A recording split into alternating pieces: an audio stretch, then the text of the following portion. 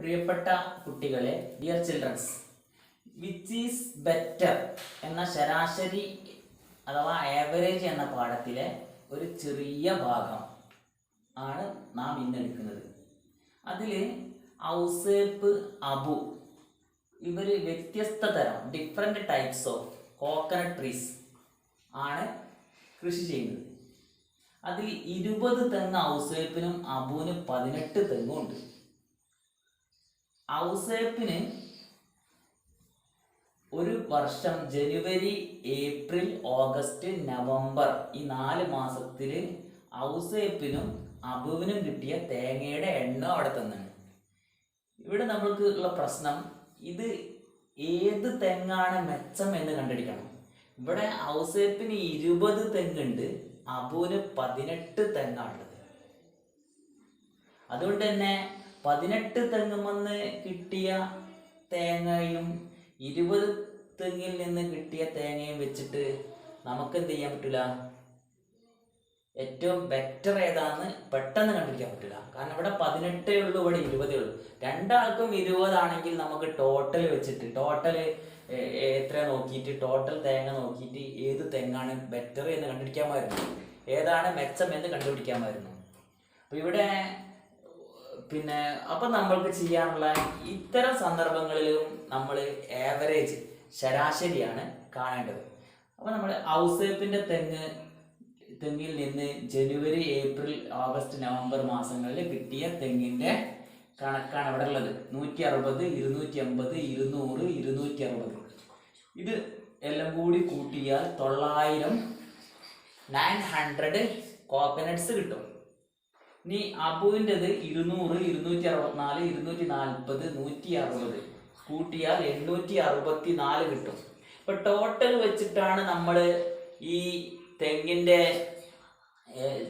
Better തെങ്ങ്, ഏറ്റവും നല്ല കോക്കനട്ട് ട്രീസ് ഏതാണെന്ന് നമ്മൾ തീരുമാനിക്കുന്നതെങ്കിൽ ഔസേപ്പിന് 900 ഉണ്ട്, അബുവിന് 864 ഉണ്ട്.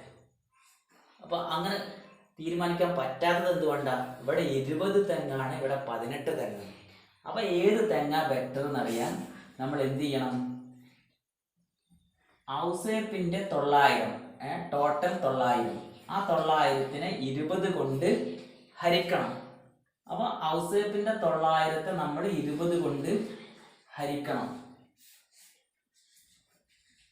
90ൽ 4, 20, 80, ബാക്കി 10, 0 ഇറക്കിയത്. 100ൽ 5, 20. അപ്പൊ ഔസേപ്പിന്റെ തെങ്ങിന്റെ ശരാശരി 45ആണ്. ഇനി അതേപോലെ നമ്മൾ 864നെ 18 കൊണ്ട് ഹരിക്കണം. 864നെ 18 കൊണ്ട് ഹരിക്കണം. അപ്പോഴാണ് നമുക്ക് അബുവിന്റെ ശരാശരി കിട്ടുള്ളൂ. അപ്പൊ 86ൽ എത്ര 18 ഉണ്ട് നോക്കണം. 18ഉം 18ഉം 36, 36ഉം 36ഉം 72. അപ്പൊ 4 18, 72ഉം 18ഉം 90 അല്ലേ? അപ്പൊ 4 18 ഉള്ളൂ. 4 18ആണ്. 72ഉം 18ഉം 90 കിട്ടുമ്പോൾ 86 ഉള്ളൂ. അപ്പൊ 4 18, 4 18 72, 18ഉം 18ഉം 36. ഇപ്പൊ 2 18, 36 36 72 ആയിട്ട് 4 18, 4 18 72. നമ്മൾ മൈനസ് ചെയ്യാം. 6ന്ന് 2 കുറച്ചാ 4, 8ന്ന് 7 കുറച്ചാ 1, 14. ഇനി ഈ 4 എന്ത് ചെയ്യണം? ഇറക്കി എഴുതുക. 144. 144ൽ എത്ര 18 ഉണ്ട് നോക്കണം. അപ്പോൾ 72ൽ 4 18 അല്ലേ?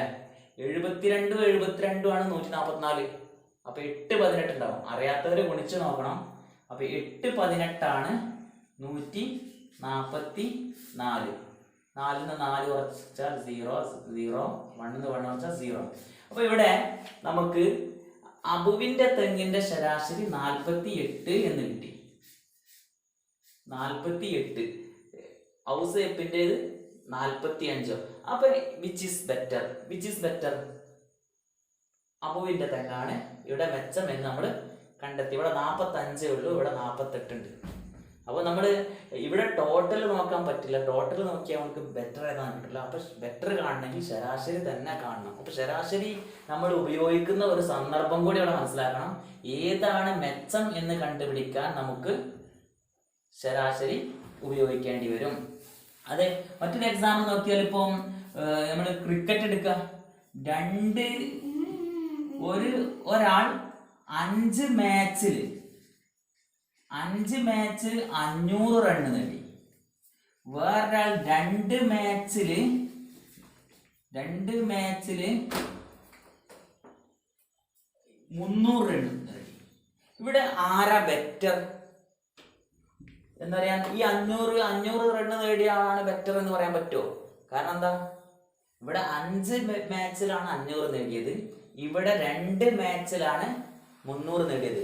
അപ്പൊ നമ്മൾ 500നെ 5 കൊണ്ട് ഹരിച്ചാൽ കിട്ടുക 100, 300നെ 2 കൊണ്ട് ഹരിച്ചാൽ കിട്ടുക 150. അപ്പൊ ഇവിടെ ബെറ്റർ ആളാണ് ഈ രണ്ടാമത്തെ ആള്. 500 റൺ നേടിയ ആളല്ല ബെറ്റർ. അപ്പൊ ശരാശരി ആരാണ് മെച്ചം എന്ന് കണ്ടുപിടിക്കാൻ, ഏതാണ് ബെറ്റർ എന്ന് കണ്ടുപിടിക്കാനും നമ്മൾ ശരാശരി ഉപയോഗിക്കും.